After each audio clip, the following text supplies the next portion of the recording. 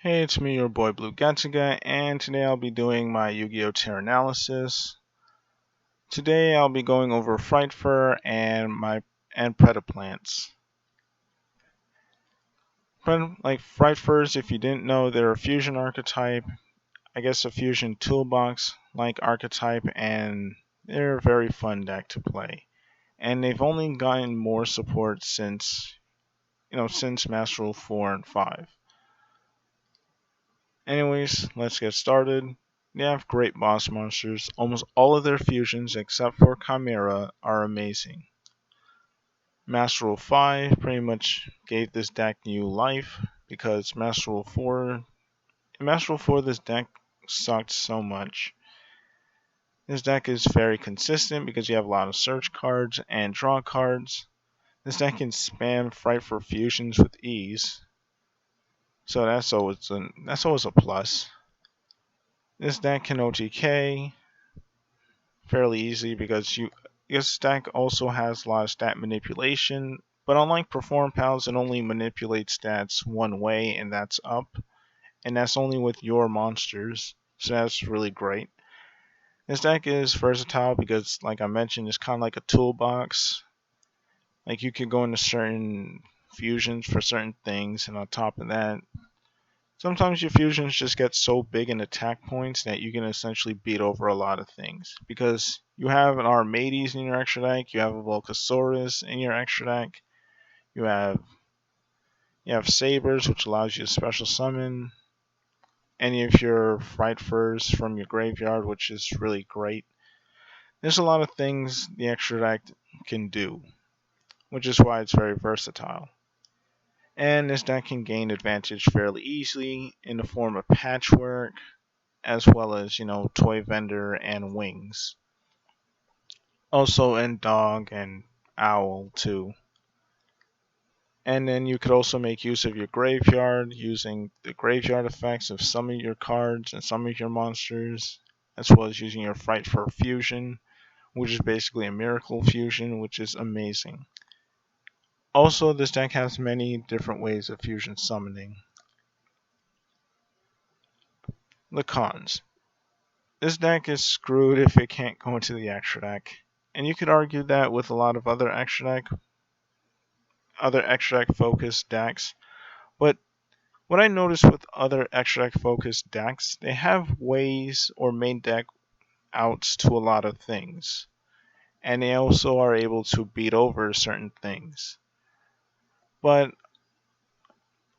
when I faced Monarchs with this deck, I kind of realized how screwed you are. Especially since it's a fusion deck, you have to run all your fusion cards, and you don't really have the ability to run cards that would beat over other things.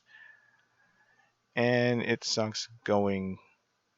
I don't know why I put second. It sucks going first because you want to OTK with this deck. So I'd say it's tier 2.5 just off of that alone. It's a fun deck at OTKs. You should really play it. Also, I do not understand why the TCG and the English dub censored the blades on this thing, or censored scissors, basically other common items that kids already know about. I don't know why they did that, but okay. And then next we have Predaplants, used by my favorite character in Arc 5. My favorite character in Arc 5 used to be Sora, until Sora just switched for some weird random reason, and also kept summoning Chimera for whatever reason, even though it sucks. Anyways, we have Predaplants. Predaplants, they're a fusion archetype, and they're fairly fun to play, and they're very tricky. When I say tricky, I mean they're versatile and they can do a lot of things. Anyways, Master Rule 5, of course, allowing you to spam fusion monsters. Anyways, they have great boss monsters, Greedy Venom, the new Predaplant fusion, as well as Starving Venom, Rafflesia, Dracostapelia. All of them are really great. This deck can swarm quite a bit. You can easily get several Predaplant monsters on the field fairly easily, which is surprising. And the reason, and unlike Frightfurs, where I mentioned it's screwed if it can't access the extra deck, Predaplants are fine if they don't access the extra deck, as weird as that sound. Because I've beaten Blue Eyes without actually fusion summoning in the duels before, which is odd. Because a lot of your main deck monsters actually have toolbox like effects. And they can actually and they actually have effects that allow them to get over big monsters without having to actually go into the extra deck. So that's pretty nice, which is why I say they're fairly versatile.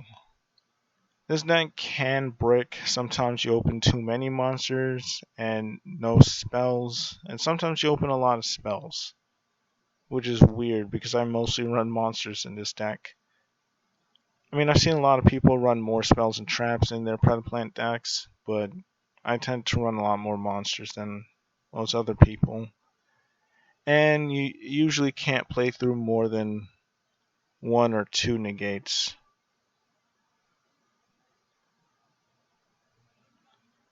And I'm just gonna. Okay. So I would give this deck a tier 2.5 because. Oh yeah, I forgot to mention they have Super Poly. I don't know why I didn't put that there.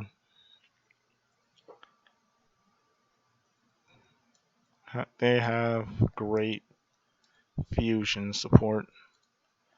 Because the thing with this deck is they can search quite a bit of things. They can search Super Poly as well as most fusion cards in the game.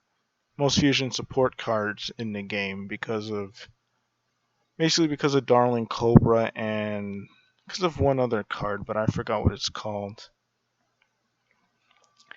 Anyways, that's all I gotta say about Predaplants. I would say it's tier 2.5. I would say it's a tier 2 deck if, there were more generic Super Poly targets.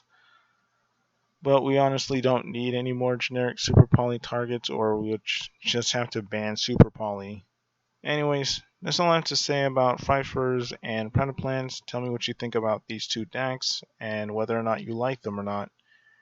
Anyways, it's me, your boy Blue Getsuga, and I'm out.